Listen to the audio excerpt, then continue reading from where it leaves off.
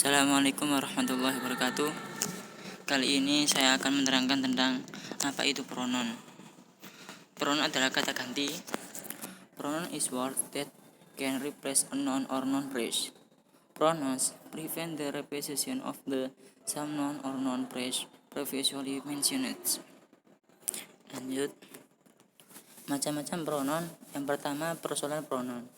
Kata ganti ini ditunjukkan untuk mengganti orang atau yang berlaku sebagai subjek dalam kalimat. Namun, personal pronoun dalam berubah menjadi objek maupun subjek.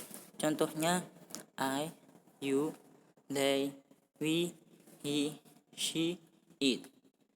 Contohnya, I went to a new phone. My father bought me one 2 days ago. Aku ingin ponsel baru. Ayahku membelikanku 2 hari yang lalu. Yang kedua, possessive pronoun. Possessive pronoun terbagi menjadi 2 bentuk, yaitu dependent dan independent, dan bersifat sebagai kata sifat dan diletakkan sebelum kata benda. Contohnya, this shirt is mine. Kemeja ini adalah milik saya. Lanjut, yang ketiga, reflexive pronoun.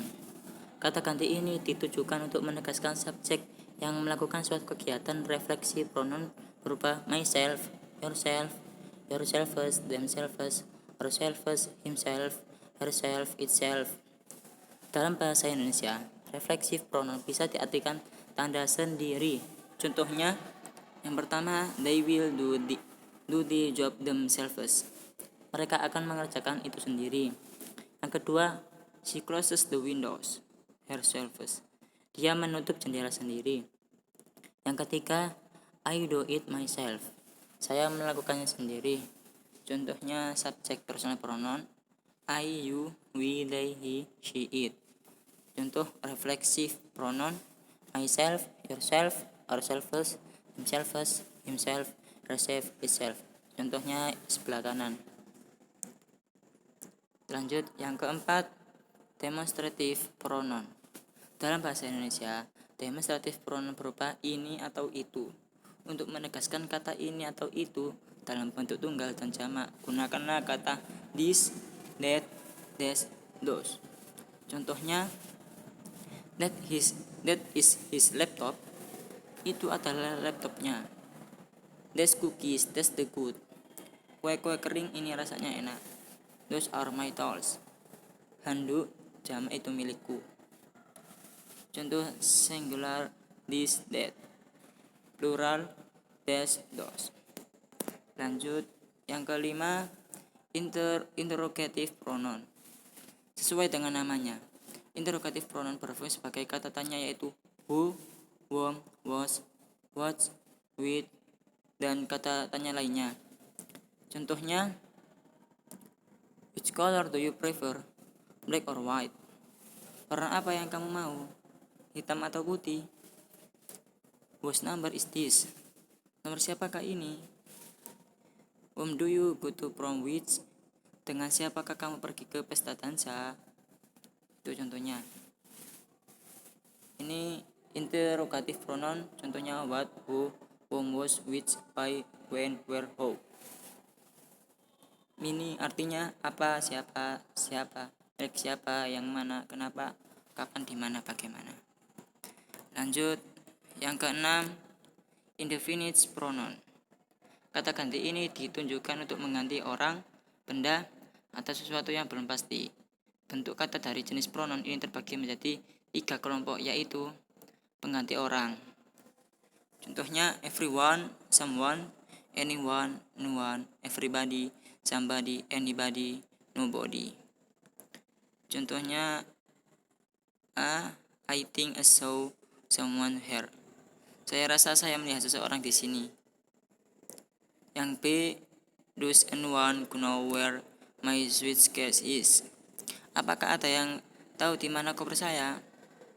Yang C, everyone is wide awake at this hour. Semua orang sudah bangun pada jam segini. Yang D, nobody has ever visited this place. Tidak ada yang berusaha mengunjungi tempat itu.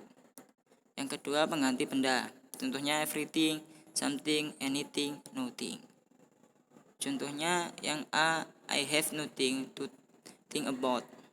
Saya tak memikirkan siapapun. Yang B, she has everything she wants. Dia punya segalanya yang ia mau. Yang C, do you find anything interesting? Apakah kamu menemukan sesuatu yang menarik? Itu contohnya. Yang ketiga, pengganti tempat. Contohnya everywhere, somewhere, anywhere, nowhere. Contohnya, I think I saw him somewhere. Saya rasa saya melihatnya di suatu tempat. Contohnya lagi, my things are everywhere. Barang-barang saya ada di mana-mana. Contoh, the thief is nowhere to be found. Pencuri tersebut tidak bisa ditemukan di mana-mana. Lanjut, yang ketujuh, relative pronoun. Relative pronoun merupakan kata ganti yang digunakan untuk menggabungkan dua kalimat. Beberapa jenis relative pronoun antara lain who, which, whom, was, dan that. Walaupun kebanyakan merupakan kata tanya, kata ganti di sini bukan berfungsi untuk membentuk kalimat tanya. Contohnya, that cake is very delicious. I bought it yesterday. Kue itu sangat lezat. Saya membelinya kemarin. Contoh yang kedua, that cake which I bought yesterday is very delicious. Kue itu yang saya beli kemarin sangat enak. Ternyata ketujuh bentuk pronoun di atas merujuk pada subjek dan memiliki fungsi yang berbeda dalam kalimat. Selain pronoun, tentu masih banyak unsur yang mampu menentukan benar atau tidaknya grammar. Cukup sekian dari saya. Assalamualaikum warahmatullahi wabarakatuh.